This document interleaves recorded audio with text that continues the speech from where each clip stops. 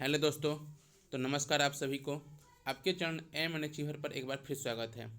आज हम आप सभी के लिए लेकर आए हुए हैं अंतर्राष्ट्रीय संगठन जो कि जिसका नाम ओ आई सी है, जिसका नाम इस्लामिक सहयोग संगठन है।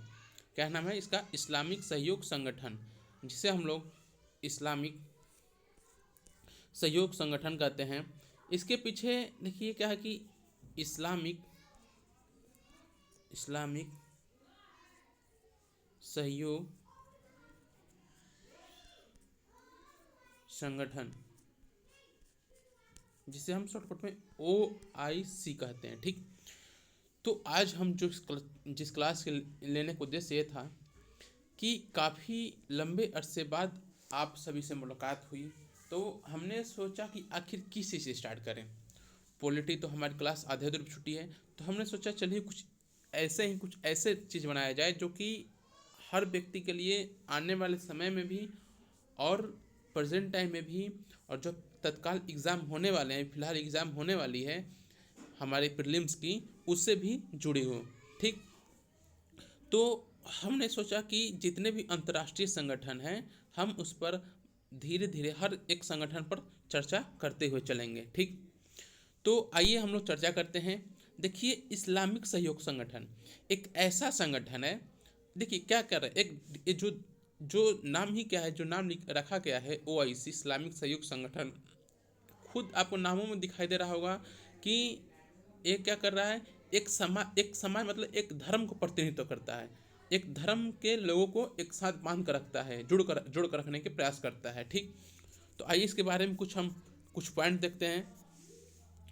क्या है कि कहता है कि यह संगठन दुनिया भर में मुस्लिम जगत के सामूहिकता का प्रतिनिधित्व करता है।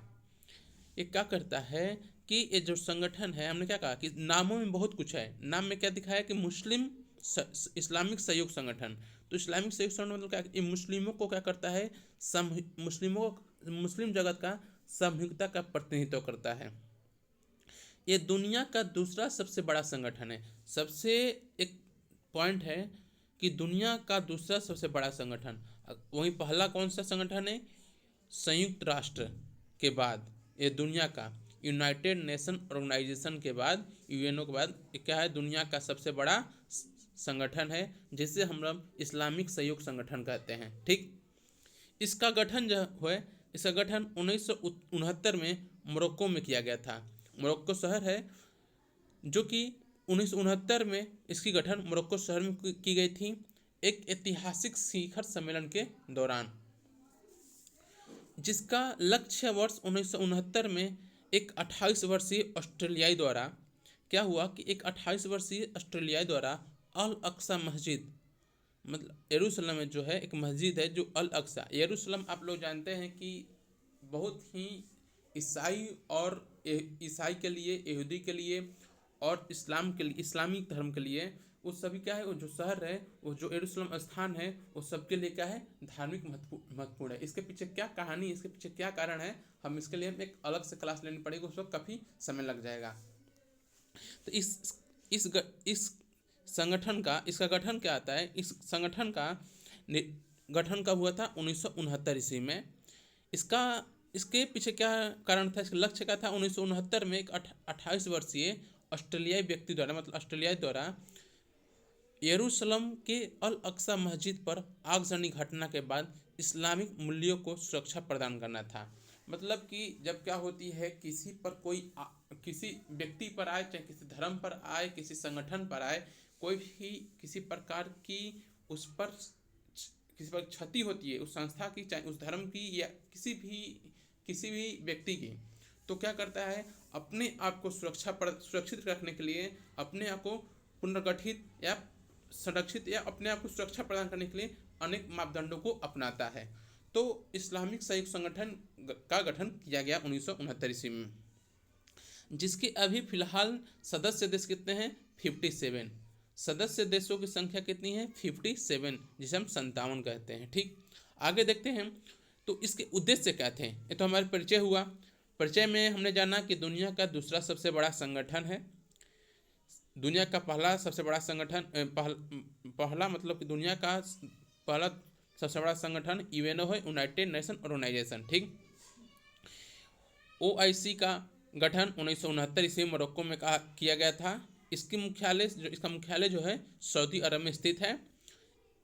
इसकी सदस्य देशों की संख्या 57 है। अभी फिलहाल प्रेजेंट टाइम में इसकी सदस्य देशों की संख्या 57 है। अब आगे देखते हैं हम लोग इसका उद्देश्य क्या है। उद्देश्य में कि ओआईसी इस्लामिक सहयोग संगठन सदस्य राज्यों के बीच एकजुटता स्थापित करना। मतलब कि क्या है कि जितने भी इस्लामिक कंट्री हैं जो उनके सदस्य हैं उनके बीच क्या करना, एकजुटता मतलब एकजुटता की भावना स्थापित करने का प्रयास करना और करना भी। ठीक, और साथ ही दूसरा है कि कब्जे वाले किसी भी सदस्य राज्य, मान लीजिए अगर कोई व्यक्ति क्या है कि सदस्य है, लेकिन सदस्य होने के नाते उसके जो राज्य हैं उसमें पूर्ण संप्रभुता नहीं है, क्षेत्रीय अखंडता की बहाली का समर्थन करना। मतलब कि उस राज्य में क्या है कि संप्रभुता नहीं है, सॉवरेनिटी नहीं है, अखंडता नहीं है। मतलब कि संप्रभुता हम उसे कहते हैं। संप्रभुता के बारे में हम लोग अलग से क्लास भी आप लोग जाकर देख सकते हैं पॉलिटिकल लेक्चर में। हमने संप्रभुता और अखंडता को अच्छे से समझाया हुआ है बारीकी तरीके से।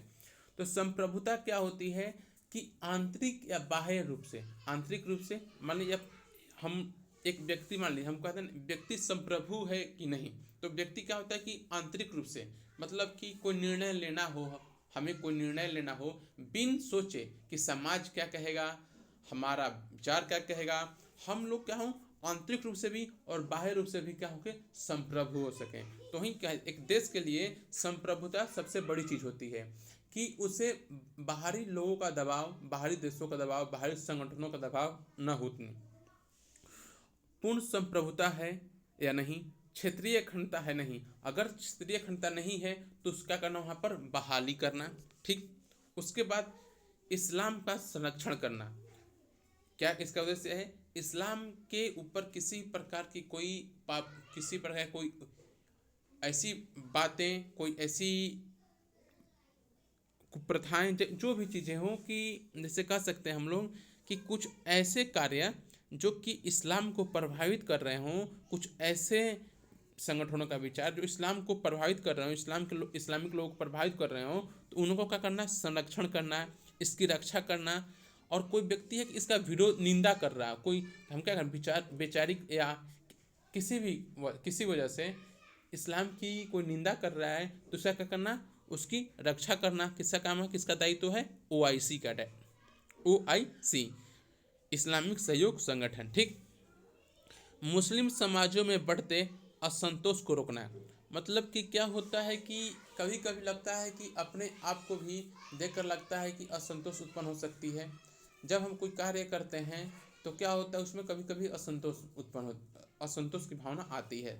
लेकिन उसी तरह के कोई धर्म हो, किसी भी धर्म की बात करें तो धर्म क्या है, धर्म में लोगों के बीच का जब असंतोष आती है कि लोग धर्म परिवर्तन करने लग जाते हैं, तो क्या हो सके कि लोगों को जो धर्म परिवर्तन कर रहे हैं कि किसी असंतोष की वजह से, धार्मिक असंतोष की वजह से उसे क्या करना, रोकने का प्रयास करना। जो धर्म परिवर्तन के जो प्रक्रिया है, जो धर्मांतरण अधिक से अधिक लोग कर रहे हैं, उसे रोका जाए। क्या वजह हैं, उन्हें किस वजह से असंतोष पैदा हो रही है, उन्हें क्या करना, रोकने का प्रयास करना।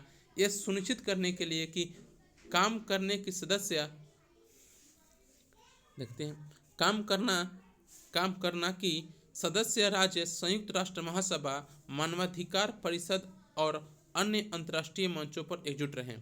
मतलब कि ये क्या करना कि ये भी कि एक प्रयास करता है कि सभी जितने भी सदस्य हैं उस क्या रहें, यूएनओ, मानवाधिकार, अंतर्राष्ट्रीय मंचों के लिए क्या रहें, एकजुट रहें। ठीक, मतलब कि अपने ग्रुप में तो एकजुट रहें, लेकिन हम लोग जहाँ भी जाएं अपने आप के, अपनी बहुलता का, अपने प्रतिनिधित्व का, अपने सामूहिक संगठन का प्रतिनिधित्व करें। ठीक, इसके मुख्यालय हमने बताया जहाँ सऊदी अरब में है। ठीक, संगठन ने विवादित शहर यरूशलेम के मुक्त होने के बाद अस्थायी रूप से अपने, मतलब कि इसने क्या कहा कि अगर क्या होती है कि जब जो यरूशलेम जो है वो क्या है, विवादित शहर है, आप लोग जानते ही हैं विवादित स्थान है, जो कि हाल फिलहाल में अभी युद्ध चल रही है फिलिस्तीन और इसराइल के बीच। ठीक, इन सभी की बहुत लंबी कहानी है। तो इन सभी की जो विवादित शहर है यरूशलेम, तो जब ये मुक्त हो जाएगी, मुक्त होने के बाद हम लोग क्या करेंगे, ओआईसी का संगठन है, ओआईसी का जो इस्लामिक सहयोग संगठन का क्या है, विचार है, जो जब मुक्त हो जाएगी हम लोग क्या करेंगे, पूर्वी यरूशलेम क्या है, शहर यरूशलेम अस्थायी रूप से अपने पूर्वी यरूशलेम में स्थानांतरित करने की योजना बनाई है। जो मुख्यालय है ओआईसी का, जो मुख्यालय है, इस्लामिक सहयोग संगठन का मुख्यालय है, हम उसे कहाँ स्थानांतरित कर देंगे, सऊदी अरब से कहाँ स्थानांतरित कर दिया जाएगा, यरूशलेम में। ठीक, अब देखिए इसके ओआईसी चार्टर भी हैं, ओआईसी चार्टर भी है। चार्टर कहता है कि संगठन एक चार्टर का पालन करता है जो इसके उद्देश्य, सिद्धांतों और संचालन तंत्र को निर्धारित करता है। मतलब कि इसके पास एक चार्टर होती है ना, जिसके के पास, हम भारत के पास क्या संविधान है, हर किसी के पास एक कानून होती है, किसी भी संगठन को चलाने के लिए एक नियम होता है, उसके पास उसी तरह इस्लामिक सहयोग संगठन के पास ही क्या है, एक चार्टर है, जो कि क्या करता है, इसका क्या उद्देश्य है, क्या इसके सिद्धांत हैं, और इसे किस तरीके से संचालन किए जाएंगे, इन सभी चीज़ों का नीति निर्धारण किया गया है। ठीक, इसे पहली बार 1972 ईस्वी में, इसे पहली बार कब अपनाया गया था, 1972 ईस्वी में अपनाया गया। विकासशील देशों की उभरती परिस्थितियों के अनुरूप चार्टर को कई बार संशोधित किया जा चुका है। मतलब कि ऐसा नहीं कि एक बार चार्टर का निर्माण हो गया तो हम इसे पुनर्निर्माण, मतलब कि हम इसमें संशोधन नहीं कर सकते हैं, ठीक, अमेंडमेंट नहीं कर सकते, ऐसा नहीं। इसे समय के अनुसार इसमें कितने बार इसमें समय के अनुसार बदलाव भी देखने को मिलता है।